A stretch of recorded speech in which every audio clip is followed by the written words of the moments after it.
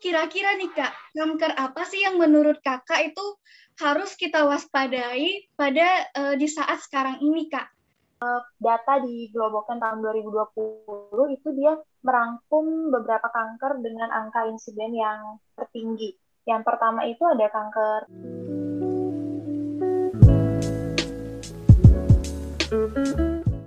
Halo Sobat Kompak, selamat datang di episode kedua podcast Kompak Bersuara. Nah, perkenalkan aku Puji di sini yang akan menemani kalian sepanjang satu episode ini.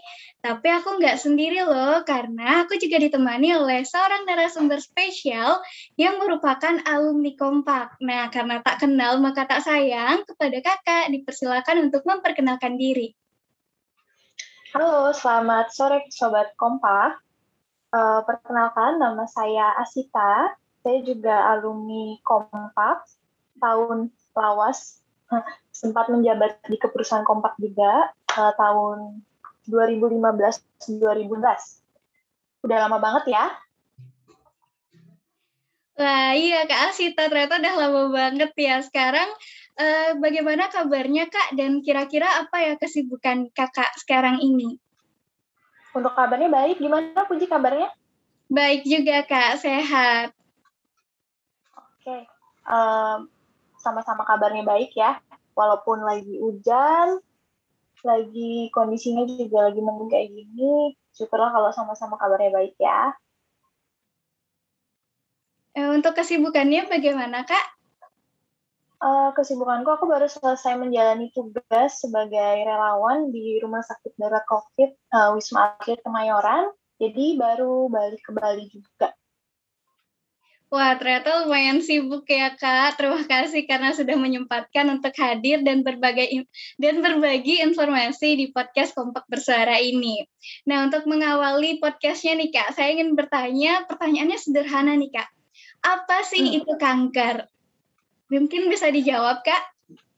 Oke, kalau kita tanya per definisi kanker, kita tahu ya bahwa definisi kanker itu adalah perkembangan sel tubuh yang abnormal, di mana kanker ini tubuhnya itu bisa menyerang bagian tubuh yang lain, dan juga bisa menyebar ke organ lain, atau kita sering dengar namanya itu dengan metastasis ya. Mungkin teman-teman di Kompak juga udah sering dengar nih definisi kanker itu seperti apa. Wah, jelas sekali ya Kak dijelaskan apa itu definisi kankernya. Nah, karena tadi Kak Asita sudah menjelaskan nih tentang apa sih itu kanker.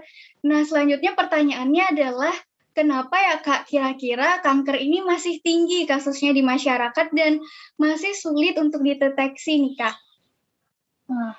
Kalau kita membicarakan tentang tingginya angka kejadian kanker, terus juga kenapa kanker itu sulit dideteksi, mungkin kita cenderung akan membicarakan tentang pentingnya kesadaran dini untuk mendeteksi dini kanker.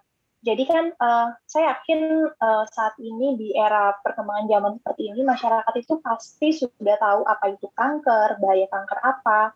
Terus juga masyarakat juga pasti tahu gejala-gejala kanker itu apa saja. Namun yang perlu kita tekankan dan perlu kita informasikan lebih lanjut mungkin lebih tentang bagaimana cara deteksi dini kanker. Karena kan memang kuncinya untuk deteksi kanker secara dini itu sangat penting ya, karena apabila kanker ditemukan secara dini, maka kan dia akan ditemukan dalam stadium awal, maka penanganan juga akan lebih cepat dan angka kesembuhan juga akan cenderung lebih tinggi seperti itu kan. Apalagi kalau sekarang kita perhatikan kan deteksi dini kanker itu relatif mudah dilakukan ya. Misalnya nih kanker payudara, kita tahu cara deteksi dininya itu dengan melakukan sadari secara rutin gitu. Terus untuk kanker lain seperti kanker serviks, kita bisa lakukan pemeriksaan IVA atau pap smear. Sekarang kan pemeriksaan IVA dan pap smear juga sudah tersedia ya di puskesmas, di klinik-klinik seperti itu. Jadi relatif mudah untuk dilakukan.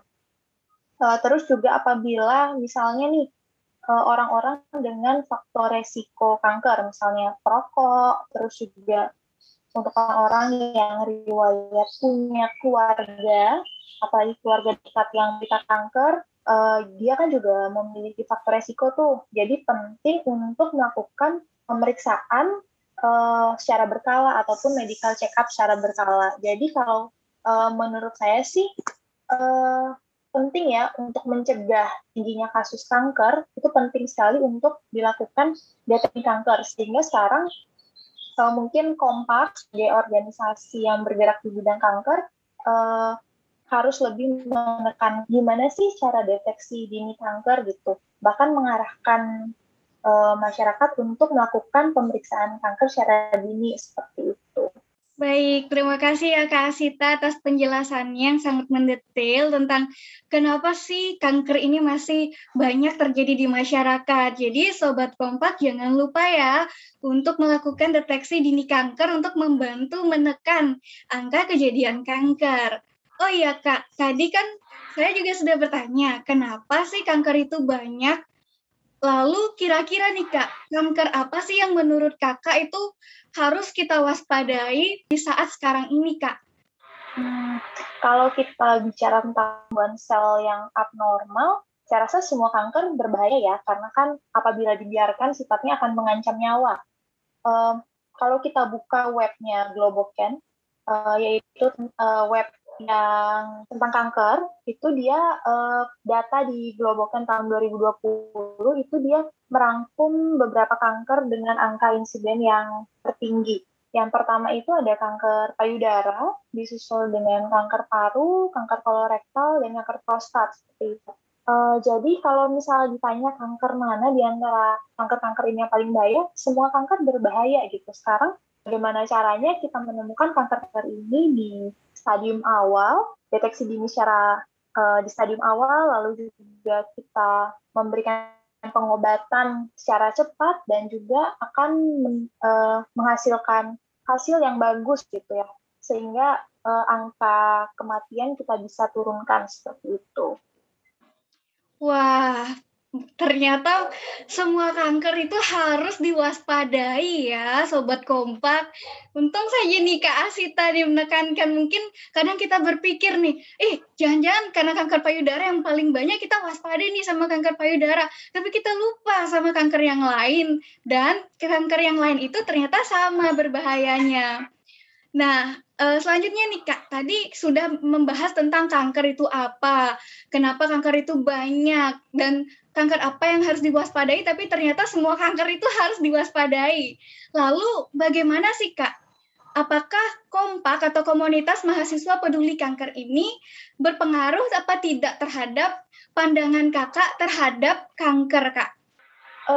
Adanya Kompak ini sedikit banyak memberikan pengaruh juga sih terhadap pandangan kanker yang saya miliki itu, karena kan sebelumnya kalau dulu tahunya sebelum join Kompak itu tahu kanker tapi mungkin hanya sebatas dari baca buku, baca jurnal, baca jadi tahu secara medis ya, secara ilmu medis seperti itu. Tapi waktu ikut Kompak kita kan jadi sering turun ke masyarakat, ketemu masyarakat, terus juga mengedukasi tentang kanker, bahaya kanker, bagaimana cara deteksi kanker, seperti itu juga.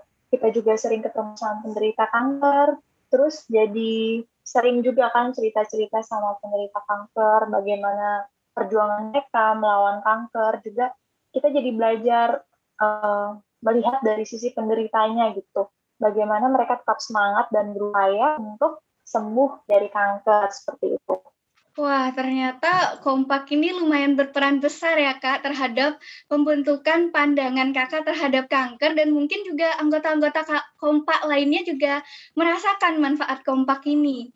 Nah, kira-kira untuk Kakak sendiri nih Kak, apa sih manfaat dari Kompak ini yang masih Kakak rasakan mungkin sampai sekarang, atau mungkin ada hal inspiratif nih yang masih Kakak ingat sampai sekarang dari komunitas mahasiswa peduli kanker ini Kak?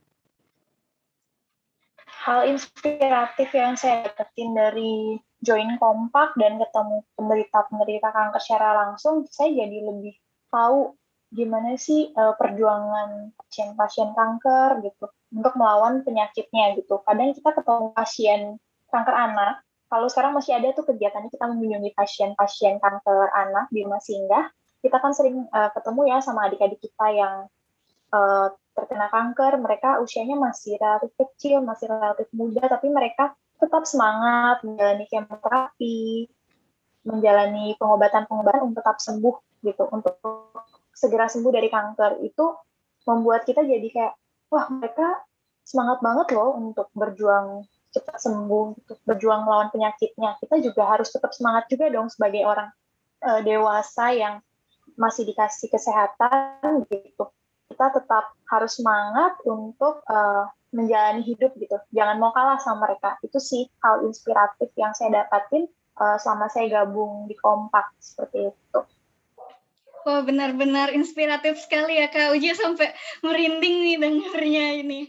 Jadi Sobat Kompak nih tetap semangat ya dalam menjalani hidup, dan untuk teman-teman penyintas kanker yang mungkin mendengar podcast Kompak Bersuara ini juga tetap semangat untuk menghadapi apa yang sedang dihadapi sekarang ini. Nah, mungkin sebagai penutup dari pembahasan podcast Kompak kita pada hari ini, kira-kira Kak Asita ada nggak sih Kak pesan untuk Sobat Kompak di rumah, khususnya terkait dengan penyakit kanker ini Kak? Oke, mungkin pesan untuk teman-teman semua, kita tahu kan kanker itu sebenarnya penyakit yang bisa dicegah ya. Penyakit kanker ini bisa kita cegah apabila kita menjalani pola hidup sehat. Kita juga seperti tadi yang saya katakan, melakukan deteksi dini segera apabila merasa memiliki faktor risiko atau gejala-gejala yang mengarah ke kanker seperti itu, dan rutin melakukan medical check-up.